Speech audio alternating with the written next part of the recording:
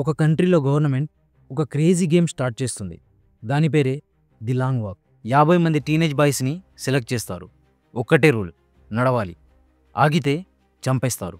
ఇది ఒక రేస్ మాత్రమే కాదు, ఇది హ్యూమన్ విల్ పవర్కి సర్వైవల్ టెస్ట్. ఈ గేమ్లో ప్రతి అడుగు భయంతో నిండి ఉంటుంది. స్టీఫెన్ కింగ్ రాసిన నావెల్పై బేస్ అయిన ఈ movie one of the best movies of this year. ఈ డేంజరస్ జర్నీని కంప్లీట్గా ఎక్స్ప్లోర్ చేద్దాం. స్టోరీలో హిడెన్ మీనింగ్ ఏంటి, మరి విన్నర్ ఎవరు? Let's dive into the long walk. Movie world war 2 తర్వాత డిక్టేటర్షిప్ నడుస్తున్న ఫిక్షనల్ అమెరికాలో స్టార్ట్ అవుతుంది. అయితే ఈ డిక్టేటర్షిప్లో అమెరికాని లీడ్ చేస్తుంది మేజర్. అతని కంట్రోల్లో అమెరికా చాలా వర్స్ట్ స్టేజ్లో ఉంది. దేశం మొత్తం పేదరికం, నిరుద్యోగంతో బాధపడుతుంది. అయినా మేజర్ని ఎదిరించి ఎవరూ మాట్లాడలేరు. మాట్లాడితే కోర్ట్ ట్రయల్ లేకుండా డైరెక్ట్గా చంపేయడం జరుగుతుంది. దీనివల్ల జనాలంతా గ్రేట్ డిప్రెషన్లోకి వెళ్ళిపోతున్నారు. కంట్రీ జీడిపి ఇంకా పడిపోతుంది. ఇదంతా చూసి మేజర్ వీళ్ళని చీరప్ చేయడానికి annual gaming event the long వాక్ని ప్రవేశపెడతాడు. ఎందుకంటే స్పోర్ట్సే కదా మనుషుల్లో కాంపిటీషన్ స్పిరిట్ని పుట్టించి గెలవాలన్న కోరికను కలిగించేలా చేసేది. మేజర్ ప్లాన్ కూడా వర్కౌట్ అవుతుంది. ఫస్ట్ 2 టైమ్స్ లాంగ్ వాక్ జరిగినప్పుడు టీవీలో లైవ్ బ్రాడ్కాస్ట్ చేస్తారు. అది చూసి జనాలు కూడా చీరప్ అవుతారు. ఇక పోటీలో గెలిచిన వాడు నేషనల్ హీరోగా అనౌన్స్ చేయబడతాడు. ఇంకా ప్రైజ్ మనీ $100 మిలియన్. దీనికోసమే ప్రతి సంవత్సరం వేల మంది యూత్ అప్లై చేస్తారు. అందులో నుంచి కేవలం 50 మందిని మాత్రమే లాటరీ ద్వారా సెలెక్ట్ చేస్తారు. ది లాంగ్ వాక్ అనేది ఒక రేస్ కాదు, ఇందులో జస్ట్ నడుస్తూ ఉండాలి. ఫినిష్ లైన్ ఉండదు. ఒక్కసారి వాక్ స్టార్ట్ అయిందంటే మధ్యలో ఆగకూడదు. చివరికి ఒక్కరు మాత్రమే మిగిలే వరకు వాక్ కంటిన్యూ అవుతుంది. చివరికి మిగిలిన విన్నర్దే ప్రైజ్ మనీ. దానితో పాటు మేజర్ని ఏదైనా ఒక కోరిక అడగవచ్చు. దాన్ని మేజర్ ఖచ్చితంగా నెరవేరుస్తాడు. ఇక వాక్లో ప్రతి ఒక్కరు 3 మైల్స్ పర్ అవర్ అంటే నార్మల్ వాకింగ్ స్పీడ్ని మెయింటైన్ చేయాలి. స్పీడ్ తగ్గితే ఫస్ట్ వార్నింగ్ ఇస్తారు. వార్నింగ్ ఇచ్చిన 10 సెకండ్స్లో 3 మైల్స్ పర్ అవర్ స్పీడ్ని అచీవ్ చేసి 1 అవర్ పాటు సేమ్ స్పీడ్ మెయింటైన్ చేయాలి. అలా చేస్తే ఫస్ట్ వార్నింగ్ రిమూవ్ అయిపోతుంది. లేదంటే సెకండ్ వార్నింగ్ ఇస్తారు. సెకండ్ వార్నింగ్ తర్వాత 10 సెకండ్స్లో స్పీడ్ అచీవ్ చేసి 2 అవర్స్ మెయింటైన్ చేయాలి. లేదంటే థర్డ్ వార్నింగ్ ఇష్యూ అవుతుంది. దీని తర్వాత డైరెక్ట్గా షూట్ చేసి చంపేస్తారు. ఇలా చివరికి ఒక్కరు మాత్రమే మిగిలే వరకు వాక్ కంటిన్యూ అవుతుంది. ఈ పోటీలో విన్ అవ్వడానికి కేవలం 2% ఛాయిస్ మాత్రమే ఉన్నా ప్రతి సంవత్సరం వేలాది మంది యువత దీనికి అప్లై చేస్తారు. దీనివల్ల మనకు నిరుద్యోగం ఎంత పీక్లో ఉందో అర్థమవుతుంది. ఇప్పటి వరకు మనకు స్టోరీ ఎక్కడ, ఎందుకు జరుగుతుందో, ఇంకా గేమ్ రూల్స్ కూడా అర్థమయ్యాయి. ఇప్పుడు ఎలా జరుగుతుందో తెలుసుకుందాం. వాక్ స్టార్ట్ అయినప్పుడు 50 మంది కుర్రాలతో మొదలవుతుంది. వాళ్లతో పాటు ఆర్ముడ్ సోల్జర్ కాన్వాయ్ కూడా ఉంటుంది. కుర్రాలకు అవసరం ఉన్నప్పుడు ఫుడ్ ఇంకా వాటర్ ప్రొవైడ్ చేస్తారు. ప్రతి ఒక్కరి దగ్గర వాచ్ ఉంటుంది. అందులో స్పీడ్ ఇంకా ఎంత డిస్టెన్స్ నడిచారో ఇండికేట్ చేస్తూ ఉంటుంది. ఈ వాచ్ వల్లే ఎవరి స్పీడ్ అయినా తగ్గితే సోల్జర్స్కి వార్నింగ్ ఇష్యూ చేయడానికి వీలు పడుతుంది. ఇదే కాకుండా ప్రతి పార్టిసిపెంట్కి ఒక యూనిక్ నంబర్ ఇస్తారు. ఇంకా ఆర్ముడ్ కాన్వాయ్పై ఉన్న కెమెరాస్ ఇదంతా లైవ్ టెలికాస్ట్ చేస్తూ ఉంటాయి. ఇక స్టోరీలోకి వెళ్ళిపోదాం. రేని తన అమ్మ జీని లాంగ్ వాక్ కోసం దింపడానికి వచ్చింది. అయితే జీనికి రే ఈ రేస్లో పార్టిసిపేట్ చేయడం అస్సలు ఇష్టం లేదు. జీనీ హస్బెండ్ చనిపోయాడు. తనకంటూ మిగిలింది రే ఒక్కడే. అతను కూడా బ్రతకడానికి 2% మాత్రమే ఛాయిస్ ఉన్న గేమ్లో పార్టిసిపేట్ చేయడానికి వెళ్తున్నాడు. అప్పటికి రేస్ ఇంకా స్టార్ట్ అవ్వలేదు కాబట్టి రిటర్న్ వెళ్ళిపోదామని జీని రేని చాలాసార్లు బ్రతిమాలుతుంది. కానీ రే మాత్రం అసలు తగ్గేదేలే అన్నట్టు వాళ్ళ అమ్మ మాటను పట్టించుకోడు. రే వాళ్ళ అమ్మకు సెండ్ ఆఫ్ ఇచ్చేసి రేస్ స్టార్టింగ్ లైన్ దగ్గరికి చేరుకుంటాడు. అక్కడ రేకి వేరే పార్టిసిపెంట్స్తో పరిచయం ఏర్పడుతుంది. వాళ్ళే పీటర్, హ్యాంక్, ఆర్థర్, బిల్లీ, కాలీ, గ్యారీ, రీచర్డ్. వీళ్ళ మధ్యలో ఒక పిల్లవాడు కర్లీ కూడా ఉంటాడు. కర్లీ రేస్లో పార్టిసిపేట్ చేయడానికి తన ఏజ్ 18+ అని అబద్ధం చెబుతాడు. కానీ వాడిని చూస్తే 15 ఏళ్ల పిల్లాడిలా ఉంటాడు. ఆలోచించండి, దేశం ఎలాంటి పరిస్థితిలో ఉంటే ఒక 15 ఏళ్ల కుర్రాడు డబ్బు కోసం చావడానికి సిద్ధపడతాడు. ఇలా ప్రతి ఒక్కరి వెనక రేస్లో పార్టిసిపేట్ చేయడానికి ఒక బలమైన స్టోరీ ఉంటుంది. అయితే రేస్కి ముందు మాట్లాడుతూ రే ఇంకా పీటర్ మంచి ఫ్రెండ్స్ అయిపోతారు. వాళ్లకు ఆర్థర్ ఇంకా హ్యాంక్తో కూడా మంచి బాండింగ్ ఏర్పడుతుంది. కొద్దిసేపు తర్వాత అక్కడికి మేజర్ వస్తాడు. మేజర్ని చూసి అందరూ భయపడిపోతారు. మేజర్ అందరికీ తమ యూనిక్ నంబర్స్ ఉన్న డాగ్ ట్యాగ్స్ని మెడలో వేస్తాడు. ఇంకా చేతికి వాచ్ పెట్టడంతో వాక్ స్టార్ట్ అవుతుంది. వాళ్లతో పాటు సోల్జర్స్ కాన్వాయ్ కూడా ఉంటుంది. దారి మధ్యలో పోలీసులు కూడా వాళ్ళకి సెల్యూట్ చేస్తుంటారు. ఎందుకంటే వాళ్ళలో గెలిచిన వాడు నేషనల్ హీరో అవుతాడు. వీళ్ళ వాక్ని చూసి ప్రజలలో జోష్ని నింపడానికి ఇదంతా లైవ్ టెలికాస్ట్ చేస్తుంటారు. వాక్ స్టార్ట్ అయిన కొద్దిసేపటికే వాచ్ చూస్తూ స్లో అయినందుకు బిల్లీకి ఫస్ట్ వార్నింగ్ దొరుకుతుంది. దాన్ని రిమూవ్ చేయడానికి ఇప్పుడు బిల్లీ 3 మైల్స్ పర్ అవర్ స్పీడ్ని 1 అవర్ మెయింటైన్ చేయాలి. దీని తర్వాత గ్యారీ షూలేస్ కట్టడానికి కూర్చున్నప్పుడు ఫస్ట్, సెకండ్ ఇంకా థర్డ్ వార్నింగ్ కూడా దొరుకుతుంది. అప్పుడే గ్యారీ నడవడం మొదలు పెడతాడు. అయితే ఇది గ్యారీ కావాలని చేసిన స్ట్రాటజీ. ఎలాగో రేస్ స్టార్టింగ్ కాబట్టి 3 అవర్స్ కంటిన్యూస్గా నడిస్తే అవి రిమూవ్ అయిపోతాయి. అతనికి 30 సెకండ్స్ రెస్ట్ కూడా దొరికింది. వాక్ మధ్యలో ఆర్థర్ తనకు ఏ విష్ కూడా అవసరం లేదు, డబ్బులు దొరికితే చాలు, నేను చాలా అదృష్టవంతుణ్ణి, అందుకే ఈ రేస్లో పార్టిసిపేట్ చేయడానికి అవకాశం దొరికింది అనుకుంటాడు. దానికి రే, నీ అదృష్టం వల్ల ఈ పోటీలో లేవు, నీ దగ్గర వేరే ఆప్షన్స్ లేవు కాబట్టి నువ్వు ఈ రేస్లో పార్టిసిపేట్ చేస్తున్నావు. నీకే కాదు, దేశంలో యూత్ మొత్తం దీనికి అప్లై చేయడానికి రీజన్ మనకి ఇంకొక ఆప్షన్ లేదు. అయితే రేస్ గెలిచిన వాళ్ళు కూడా ఈ డిక్టేటర్షిప్లో పార్ట్ అయిపోతున్నారు, గెలిచిన అమౌంట్ని ఎంజాయ్ చేస్తుంటారు. కానీ ఇదంతా టీవీలో చూస్తున్న వాళ్ళ జీవితాల్లో ఎలాంటి మార్పు రాదు. రేస్ వల్ల మన దేశంలో ఎలాంటి మార్పు రాదు, రాలేదు అని అంటాడు. అయితే ఇదంతా అర్థం చేసుకున్న రే రేస్లో ఎందుకు పార్టిసిపేట్ చేస్తున్నాడు? డబ్బులు ఇంకా విష్ కూడా రేకి అంత మ్యాటర్ కాదు. అయితే రే మోటివ్ ఏంటి? అది రే ఇప్పటి వరకు ఎవరికి చెప్పలేదు. రిచర్డ్ ఇదంతా తాను తెచ్చుకున్న బుక్లో రాస్తుంటాడు. యాక్చువల్గా రిచర్డ్ లాంగ్ వాక్ పైన ఇన్సైడర్ పాయింట్ ఆఫ్ వ్యూలో ఒక బుక్ రాస్తున్నాడు. ఒకవేళ రిచర్డ్ గేమ్లో చనిపోతే ఆ బుక్ ఎప్పటికీ పబ్లిష్ అవ్వదు. అది గెలిస్తే వచ్చిన అమౌంట్ హ్యూజ్ కాబట్టి బుక్ పబ్లిష్ చేయాల్సిన అవసరం లేదు. ఇంతలోనే కర్లీకి వార్నింగ్ దొరుకుతుంది. కర్లీ కాళ్ళలో క్రాంప్స్ రావడం వల్ల అతను వాక్ మధ్యలోనే ఆగిపోతాడు. రే కర్లీని నడవడానికి మోటివేట్ చేస్తుంటాడు, కానీ కర్లీకి కాలు లేపడమే కష్టమైపోతుంది. కర్లీకి ఫైనల్ వార్నింగ్ దొరుకుతుంది. సోల్జర్స్ కర్లీని హెడ్లో షూట్ చేసి చంపేస్తారు. కర్లీ చావు చూసిన రే టెన్స్ ఫీల్ అవుతాడు. దానివల్ల అతడి స్పీడ్ తగ్గిపోతుంది. దాంతో ఫస్ట్ వార్నింగ్ దొరుకుతుంది. పీటర్ రేని కూల్ చేయడానికి వెనక్కి వచ్చినప్పుడు పీటర్కి కూడా ఫస్ట్ వార్నింగ్ దొరుకుతుంది. దీని తర్వాత మేజర్ వచ్చి ఫస్ట్ హీరో పడ్డాడు, కర్లీ కోసం మీరు ఈ వాక్ని అంకితం చేయాలని వెళ్ళిపోతాడు. కర్లీ చనిపోయినప్పుడు రే చూపించిన కైండ్నెస్కి ఒక అమ్మాయి రేకి సపోర్ట్ చేస్తూ ప్లకార్డ్ పట్టుకొని నిలబడుతుంది. చనిపోయిన కర్లీ గురించి మాత్రం ఎవరూ పట్టించుకోరు. అప్పుడు పీటర్ రేతో, నువ్వు నెక్స్ట్ టైం ఆగినా కింద పడినా నేను మాత్రం నిన్ను లేపడానికి రాను అని అంటాడు. కరెక్టే కదా, ఒకడికి హెల్ప్ చేయాలని ఇంకొకడు తన లైఫ్ని రిస్క్ చేయడం ఎంతవరకు కరెక్ట్? ఆఫ్టర్ ఆల్ ఇదంతా మ్యాటర్ ఆఫ్ సర్వైవల్. దీని తర్వాత కూడా రే, పీటర్, హ్యాంక్ ఇంకా ఆర్థర్ మధ్యలో మంచి ఫ్రెండ్షిప్ ఏర్పడుతుంది. అప్పుడే బిల్లీ అంటాడు, ఫ్రెండ్షిప్ అనేది అటాచ్మెంట్స్కి దారి తీస్తుంది, అది మనల్ని వీక్ చేస్తుంది అంటాడు. దానికి పీటర్, ఒంటరిగా చావడం కంటే చివరి క్షణాల్లో టెంపరీ ఫ్రెండ్షిప్తో చావడం బెటర్ అంటాడు. ఇలా వాక్ మధ్యలో ఒకడికి ఫిట్స్ వచ్చి పడిపోతాడు.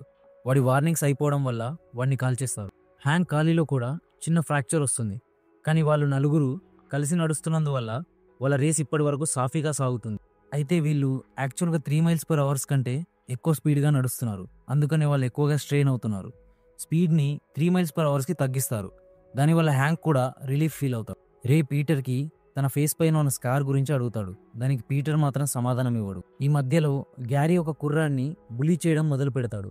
ఆ కుర్రాడు గ్యారీని కొడదామని ప్రయత్నించినప్పుడు బలంగా కింద పడిపోతాడు. అప్పుడు అతనికి వార్నింగ్స్ కూడా అయిపోవడంతో అతన్ని కాల్చేస్తారు. గ్యారీ వల్ల ఒక కుర్రాడు చనిపోయాడు.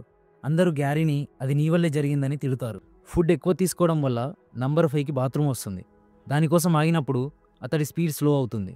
దానివల్ల అతన్ని కూడా కాల్చేస్తారు. రాత్రవగానే సోల్జర్స్ క్యాన్వాపై ఉన్న లైట్స్ ఆన్ అవుతాయి. అప్పటికే 12 hours అయిపోయింది. చాలామంది స్ట్రెయిన్గా ఫీల్ అవుతున్నారు.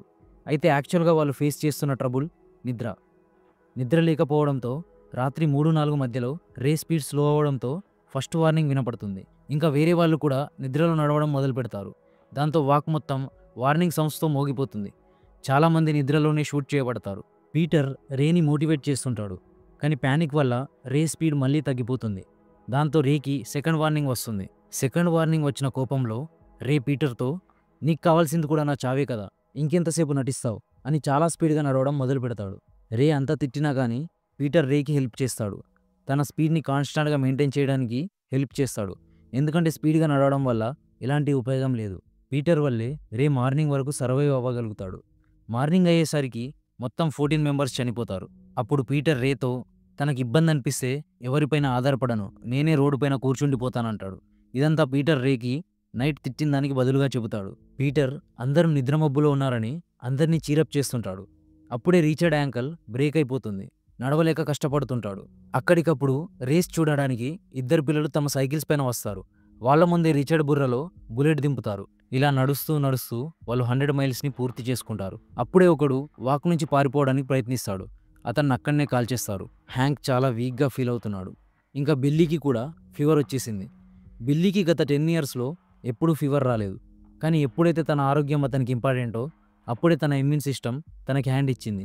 అప్పుడు ఆర్థర్ రేని అడుగుతాడు, నీకు డబ్బు అవసరం లేకపోతే ఈ వాక్‌లో ఎందుకు పార్టిసిపేట్ చేస్తున్నావని.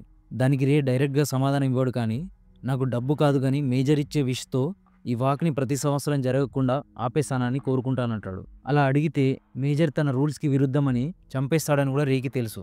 దానికి ఆర్థర్, రే ఇలాంటి మాటలు మాట్లాడకు, మేజర్ విన్నాడంటే షూట్ చేస్తాడంటాడు. కానీ అక్కడున్న పార్టిసిపెంట్స్ అంతా నడిచి ఎగ్జాస్ట్ అయిపోవడం వల్ల మేజర్కి ఇంకా లాంగ్ వాక్కి అగెనెస్ట్గా స్లోగన్స్ అరవడం మొదలు పెడతారు. బిల్లీ మాత్రం వాళ్ళతో అరవడు, కానీ మేజర్కి అపోజిట్గా వాయిస్ రైస్ చేయడం అతనికి నచ్చుతుంది. ఇక రాత్రి అవగానే వర్షం మొదలవుతుంది. బిల్లీకున్న ఫీవర్ ఇంకా దారుణంగా తయారవుతుంది. రేకి నిద్ర పడుతుంది, కానీ పీటర్ మాత్రం అతని స్లో అవ్వనివ్వడు. ఇక ఇంత హెల్ప్ చేస్తున్న పీటర్తో తన మోటివ్ చెప్పకపోవడంలో ఉపయోగం లేదని రే పీటర్తో తన మోటివ్ చెప్తాడు. యాక్చువల్గా గెలిచినప్పుడు ఏదైనా కోరుకో అన్నప్పుడు ఒక గన్ కోరుకొని దాంతో మేజర్ని కాల్ చేస్తానంటాడు. యాక్చువల్గా రే ఫాదర్ ఒక టీచర్. అతడు రేలో విప్లవ భావాలు కల్పించాలని అతనికి బ్యాన్ అయిన బుక్స్ కూడా దొంగతనంగా ఇస్తుంటాడు. కానీ ఈ విషయం మేజర్కి తెలిసినప్పుడు మేజర్ రే ఫాదర్ని చంపేస్తాడు. అందుకే రే మేజర్ని చంపి తన రివెంజ్ పూర్తి చేయాలనుకుంటాడు. అప్పుడు పీటర్, నువ్వు మేజర్ని చంపినంత మాత్రాన ఏదీ మారదు, మేజర్ ప్లేస్లో ఇంకొకడు వస్తాడు, నిన్ను కూడా అదే క్షణం చంపేస్తారు, ఆ తర్వాత మీ అమ్మకి ఏం జరుగుతుందో ఆలోచించావా అని అడుగుతాడు. పీటర్ మాటలకు రే కూడా ఆలోచించడం మొదలు పెడతాడు. అప్పుడే ఒక కుర్రాడు సోల్జర్ ట్యాంక్ పైన ఎక్కడానికి ప్రయత్నిస్తాడు. దురదృష్టవశాత్తు ఆ ట్యాంక్ ఆ కుర్రాడి కాళ్ళపై నుండే పోతుంది. అంత బాధలో ఉన్న ఆ సోల్జర్స్ అతన్ని కాల్చకుండా స్పీడ్ మెయింటైన్ చేయి, లేదంటే కాల్ చేస్తానని వార్నింగ్ ఇస్తారు. టైం అయిన తర్వాతే అతన్ని కాల్ చేస్తారు. ఇదంతా చూసి పిచ్చెక్కి ఇంకొక కుర్రాడు బట్టలు విప్పి పరిగెత్తడం మొదలు పెడతాడు. అలసిపోయిన తర్వాత అతన్ని కూడా షూట్ చేసేస్తారు. రాత్రి అవగానే హ్యాంక్ కూడా ఓటమిని ఒప్పుకుంటాడు. ముందుకు వెళ్ళడానికి బదులుగా వెనక్కి వెళ్తాడు. సోల్జర్ గన్ని లాక్కోవడానికి ప్రయత్నిస్తాడు. సోల్జర్ అతన్ని కడుపులో కాల్చి అక్కడే వదిలేస్తాడు. ఆర్థర్ హ్యాంక్కి హెల్ప్ చేయడానికి తిరిగి వెళ్తాడు.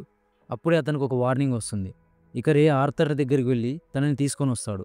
ఈ ప్రాసెస్లో రేకి కూడా ఒక వార్నింగ్ వస్తుంది. నెక్స్ట్ డే క్యాలీ అందరితో హ్యాంక్కి వైఫ్ ఉందని చెబుతాడు.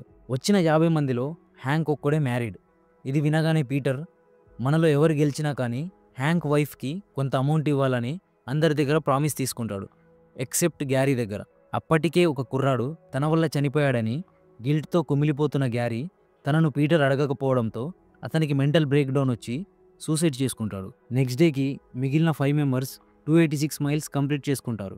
వాళ్ళు రే హోమ్ టౌన్కి చేరుకుంటారు. అక్కడ రే వాళ్ళ అమ్మ అతడి కోసం వెయిట్ చేస్తూ ఉంటుంది. రే తన అమ్మను చూసి కంట్రోల్ చేసుకోలేకపోతాడు. ఆమె దగ్గరకు వెళ్ళి సారీ అడిగి హక్ చేసుకుందాం అనుకుంటాడు. పీటర్ అతనికి ఫైనల్ వార్నింగ్ నుంచి సేవ్ చేస్తాడు. ఇంత క్రూషియల్ లాస్ట్ స్టేజ్లో కూడా పీటర్ తనకు వార్నింగ్స్ పడుతున్నా రేకి హెల్ప్ చేస్తాడు. ఆఫ్ రోడ్ వెళ్లకుండా కాపాడుతాడు. రేకి ఇన్ని చావులు చూసిన తర్వాత లైఫ్ వాల్యూ తెలిసి వస్తుంది. లాంగ్ వాక్ పార్టిసిపేట్ చేస్తున్నందుకు రిగ్రెట్ ఫీల్ అవుతాడు. అప్పుడే పీటర్ తన స్టోరీ చెబుతాడు. పీటర్ చిన్నప్పుడే తన పేరెంట్స్ని కోల్పోయాడు. అప్పటి నుంచి రోడ్డు పైనే తన జీవనం అంతా. తన ఫేస్ పైన గాయం కూడా అలా దొరికింది. తన బాడీ పైన కట్స్ ఉంటాయి. అవన్నీ పొడిచిన వ్యక్తి తనని రోడ్డు పైనే వదిలేస్తాడు. అయినా పీటర్ వాటిని సర్వైవ్ అయ్యి నిలబడతాడు. అలా ఎప్పుడైతే లైఫ్లో సెకండ్ ఛాన్స్ దొరికిందో పీటర్ అప్పటి నుంచి బ్రైట్ సైడ్ నడవాలని డిసైడ్ చేసుకుంటాడు. ఇంతలోనే కాలీ మెంటల్ బ్రేక్ డౌన్ అయ్యి సోల్జర్ దగ్గర గన్ తీసుకొని అతన్ని కాల్ చేస్తాడు. తర్వాత అతను కూడా చనిపోతాడు. ఇక మిగిలింది 4 మాత్రమే. అంతలోనే ఆర్థర్కి కూడా నోస్ బ్లీడింగ్ అవ్వడం మొదలవుతుంది. రాత్రి అయ్యేసరికి ఆర్థర్ కూడా చనిపోతాడు. బిల్లీకి తన బాడీ సహకరించడం లేదు. అందుకే బిల్లీ తను మేజర్ స్టెప్సన్ అని చెప్పేస్తాడు. తను పార్టిసిపేట్ చేయడానికి మెయిన్ రీజన్ ఒకవేళ గెలిస్తే మేజర్ని తన కొడుకుగా యాక్సెప్ట్ చేయమని అడుగుదామనుకుంటాడు. కానీ ఇప్పుడు అది జరిగేలా లేదు. అతను అక్కడే ఆగిపోతాడు. అతన్ని షూట్ చేసి చంపేస్తారు. వాక్ స్టార్టింగ్లో మెడలో డాక్టాక్స్ వేస్తున్నప్పుడు మేజర్ బిల్లీతో గుడ్ లక్ మై సన్ అంటాడు. మేజర్కి తెలుసు బిల్లీ తన కొడుకని. కానీ ఇలాంటి స్టెప్సన్స్ మేజర్కి 100ల్లో ఉన్నారు. చివరికి రే ఇంకా పీటర్ మాత్రమే మిగులుతారు. అప్పుడే పీటర్ చెప్పినట్టుగానే రోడ్డు మధ్యలో కూర్చుండిపోతాడు. కానీ రే ఇంకా కొద్దిసేపు నాతో నడువు ప్లీజ్ అని తనను ఒప్పిస్తాడు. కానీ పీటర్ సరే అని ముందుకు నడిచినప్పుడు రే వెనకే ఆగిపోతాడు. పీటర్ రియలైజ్ అయ్యేలోపే మేజర్ రేని షూట్ చేసేస్తాడు. మేజర్ పీటర్ని విన్నర్గా అనౌన్స్ చేస్తాడు. ఏదైనా కోరుకో అన్నప్పుడు పీటర్ గన్ని కోరుకుంటాడు. దాంతో మేజర్ని షూట్ చేసేస్తాడు. షూట్ చేసి అలా నడుచుకుంటూ వెళ్ళిపోతాడు. ఇలాంటి మరిన్ని ఇంట్రెస్టింగ్ మూవీస్ కోసం please subscribe to our channel movies in minutes Telugu. ఈ మూవీ కనుక మీకు నచ్చినట్టయితే ప్లీజ్ లైక్ చేయండి, కామెంట్ చేయడం మాత్రం మర్చిపోకండి. Until then bye, good night.